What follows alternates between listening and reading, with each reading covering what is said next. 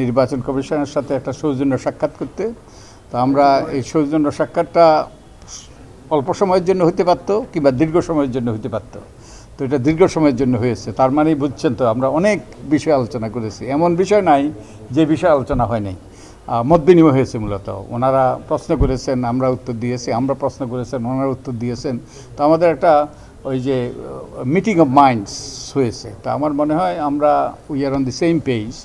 ওনারা সুষ্ঠু নিরপেক্ষ নির্বাচন নিশ্চিত করার জন্য বদ্ধপরিকর, এবং আমরাও আমাদের অবস্থান থেকে তারা যাতে তাদের কাজটা সুচারুরূপে সম্পন্ন করতে পারে, তারা সফল হন, সে ব্যাপারে আমরা কতগুলো সংস্কার প্রস্তাব দেব, কতগুলো আমরা দেব, রিকমেন্ডেশন দেব, যেগুলো তারা কিছু বাস্তবায়ন করবেন আর কিছু সরকার বাস্তবায়ন করবে, আর কিছু সরকার রাজনৈতিক দলের সাথে আলাপ আলোচনার ভিত্তিতে সেগুলো বাস্তবায়িত হবে ভবিষ্যতে।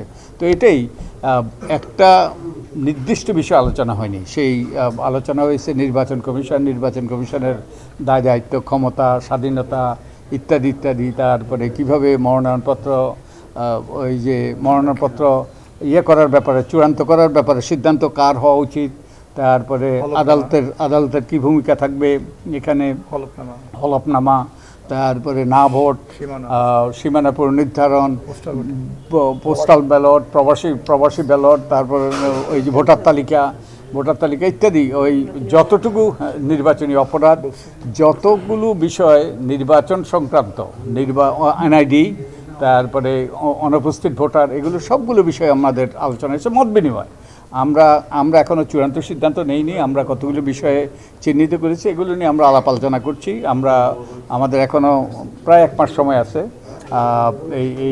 এই সময়ের মধ্যে আমরা আমাদের সুপারিশগুলো চূড়ান্ত করব, সরকারের কাছে দেব, এবং ওনাদের কাছে তো আমরা কিছু ওনাদের মতামত চেয়েছি। ওনাদের যদি কোনো রকম কিছু আমাদের সাথে শেয়ার করা থাকে, ওনারা শেয়ার করতে পারেন। তো আমাদের এই আলাপ আলোচনা শুরু হয়েছে, এটা অব্যাহত থাকবে। সবসময় আপনাদের একটা অভিযোগ ছিল যে নির্বাচন কমিশন ক্ষমতার ব্যবহার করতে পারত। এই বিষয়ে আপনারা কোনো পরামর্শ দিয়েছেন কিনা, এবং আইনের কোনো বিষয়ে মানে ক্ষমতা যেন তারা প্রয়োগ করতে পারে এই ব্যাপারে কমিশন থেকে আমাকে বহুবার আপনারা বলতে শুনেছেন যে নির্বাচন কমিশনের অন্তর্নিহিত ক্ষমতা আছে, এবং সুষ্ঠু নিরপেক্ষ নির্বাচনের খাতিরে নির্বাচন কমিশন দিনকে রাত করা ছাড়া, রাতকে দিন করা ছাড়া সবই করতে পারে সুষ্ঠু নিরপেক্ষ নির্বাচনের খাতিরে। এবং এ ব্যাপারে আমাদের আইন যতটুকু বলা আছে, আমাদের আদালতের নির্দেশ আরও সুস্পষ্ট। আলতাফ হোসেন বনাম আবুল কাশেম মামলায় আমাদের সুপ্রিম কোর্টের আপিল বিভাগ বলেছে যে সুষ্ঠু নিরপেক্ষ নির্বাচনের খাতিরে তারা can add to the statutory rules, তার মানে আইন কানুন বিধিবিধানের সাথে সংযোজন করতে পারে। যেখানে অস্পষ্টতা আছে, যেখানে এই যে গ্যাপ আছে, সেগুলো তারা পূরণ করতে পারে, তাদের অগাধ ক্ষমতা আছে। তো আমরা আমাদের মতামত, আমাদের যা আন্ডারস্ট্যান্ডিং, সেগুলো ওনাদের সাথে শেয়ার করেছি, এবং ওনারাও আমার মনে হয় ওনারাও অনুধাবন করেন। তো এই আমাদের একটা সফল মত বিনিময় হয়েছে।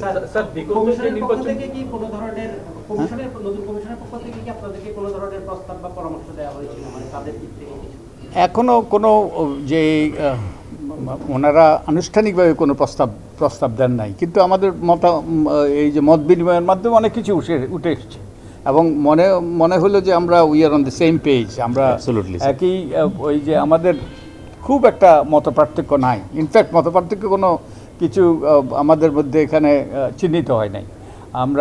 ওনারা সুষ্ঠু নিরপেক্ষ নির্বাচন করতে বদ্ধপরিকর, এবং আমরা সহায়তা করতে আমরা এক পায়ে দাঁড়িয়ে আছি। So I think we have the same goal and we are working toward that.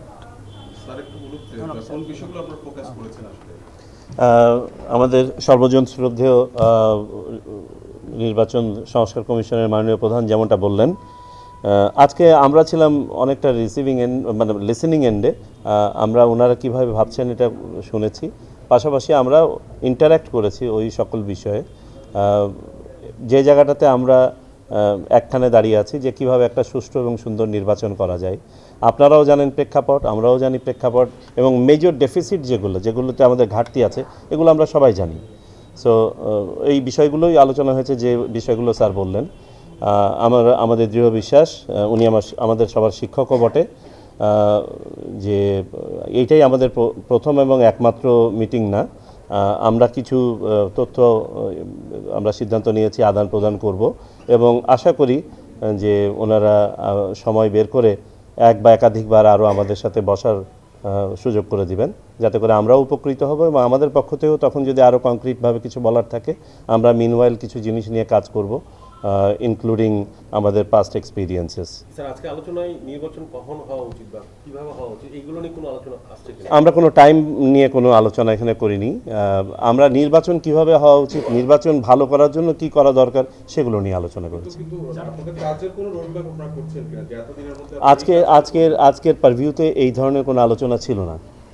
আমাদের উদ্দেশ্য ছিল একটা ভালো সুষ্ঠু নির্বাচন যখনই হোক না কেন কিভাবে করা সম্ভব। স্যার, আপনি বলছিলেন মেজর ডেফিসিট নিয়ে আলোচনা হয়েছে, আপনারা কি একটু বলবেন নির্বাচন সুষ্ঠু নির্বাচনের মেজর? এগুলো সব আপনাদের মিডিয়াতেই আছে, মানে আপনারা খুব ভালোভাবে লিখেছেন ডেফিসিটগুলো কী ছিল।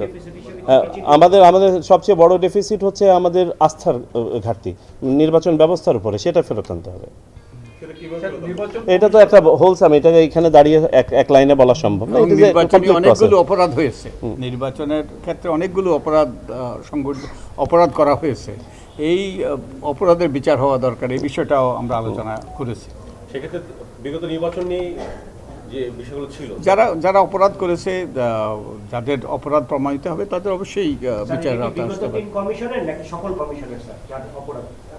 যারাই অপরাধ করেছে এগুলো তো এগুলো সুস্পষ্টভাবে সুনির্দিষ্টভাবে আলোচনা হয়নি যে, কিন্তু নির্বাচনী আপনারা গণপ্রজাতন্ত্র আদেশের ৭৩ থেকে ৯০ ধারার মধ্যে নির্বাচনী অপরাধের বিষয়গুলো ওই যে এগুলো বর্ণনা আছে। তো আমরা এগুলো যাতে যথাযথভাবে প্রয়োগ হয় এইসব বিষয়ে আলোচনা করেছি। ভোটের পরে রেজাল্ট হয়ে যাওয়ার পরে, যেমন আগের কমিশন যেটা যুক্তি দিত যে রেজাল্ট হয়ে যাওয়ার পরে কমিশনের আসলে করণীয় কিছু থাকে না, সো অপরাধের শাস্তি দেওয়ার কোনো সুযোগ নাই, এই বিষয়টা তারা ইচ্ছা করলেই করতে পারতেন। রেজাল্ট হওয়ার পরে তারা গেজেট হওয়ার আগে তারা তদন্ত সাপেক্ষে, আদালতের সুস্পষ্ট রায় আছে, তদন্ত সাপেক্ষে তারা নির্বাচন বাতিল করতে পারতেন এবং নির্বাচন শুধু বাতিল নয়, পুনর্নির্বাচনে তারা পুনর্নির্বাচনের আদেশ দেওয়ার ক্ষমতা তাদের আছে। সেই ক্ষমতা তারা ব্যবহার করেন নাই, দুর্ভাগ্যবশত। স্যার, আপনাকে জানতে চাচ্ছি আজকে মতবিনিময় সভায় আলোচনা হোক না হোক, আপনার রোড ম্যাপ নিয়ে ভাবছেন কিনা? এটা নিয়ে সাধারণ মানুষ কতদিনের মধ্যে আপনার রোড ম্যাপটা তৈরি করছেন? শোনেন, রোডম্যাপের ব্যাপারটা হচ্ছে একটা সামষ্টিক ব্যাপার।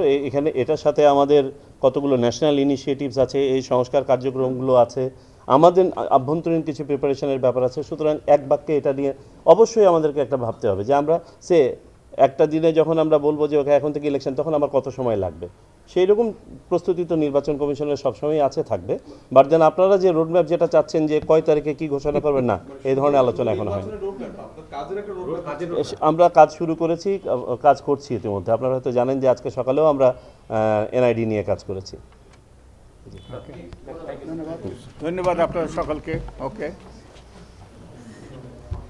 Sir, it was a pleasure meeting you. I will always just one phone call away, anytime. Sure.